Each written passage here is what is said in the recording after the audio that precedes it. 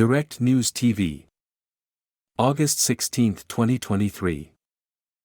Libya fighting leaves 55 dead, dozens injured. Tripoli's worst armed clashes in a year have killed 55 people and wounded 146, Libyan media outlets have reported, as a truce took hold.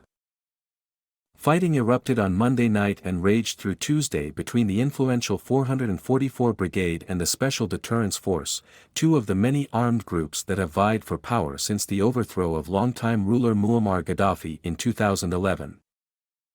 Libya's Al Ara TV reported the new casualty toll on Wednesday, citing Malek Mersit, spokesman for the Emergency Medical Center. Medics had previously reported 27 dead and 106 wounded over the 2 days of fighting in the capital.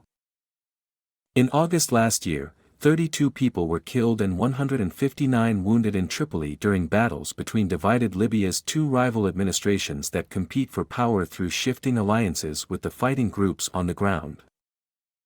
Libya has seen more than a decade of stop-start conflict since the NATO-backed revolt that toppled Gaddafi.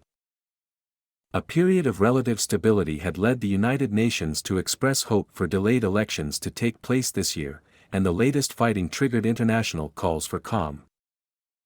The clashes started after the detention of the head of the 444 Brigade, Colonel Mahmoud Hamza, by the rival Special Deterrence Force on Monday, an Interior Ministry official said. Late Tuesday, the Social Council in the eastern suburb of Souk al-Juma, a stronghold of the Special Deterrence Force, announced that an agreement had been reached with Prime Minister Abdul Hamid Dbeibeh, head of the UN-recognized government based in the capital, for Hamza to be handed over to a neutral party. In a televised announcement, the council said a ceasefire would follow the transfer of the force's commander, and late on Tuesday the fighting abated. Both armed groups are aligned with Dbeibeh's government. A total of 234 families were evacuated from frontline areas in the capital's southern suburbs, along with dozens of doctors and paramedics trapped by the fighting while caring for the wounded, the Emergency Medical Center said. Late on Tuesday and into the early hours of Wednesday, Dbeibeh visited the southeastern suburb of Ain Zara, which saw some of the heaviest fighting on Tuesday, accompanied by Interior Minister Ahmad Trabelsi. Dbeibeh saw for himself the severity of the damage as he toured the densely populated neighborhood's unlit streets, his government's press office said on its Facebook page. He gave instructions for a survey of the damage to be carried out so that residents could be compensated, it added. The Interior Ministry put in place a security plan to deploy officers to battleground districts to oversee the truce announced between the two sides. Airport reopens. The Libyan capital's only civilian airport, Mitiga, which lies in an area under Special Deterrence Force control, reopened to commercial flights on Wednesday, officials said. Flights had been diverted to Misrata, about 180 kilometers, 112 miles, to the east. In May, the two armed groups had clashed for hours in Tripoli, also after the arrest of a 444 Brigade member. The UN mission in Libya said it was following with concern the security deterioration in Tripoli and its impact on civilians.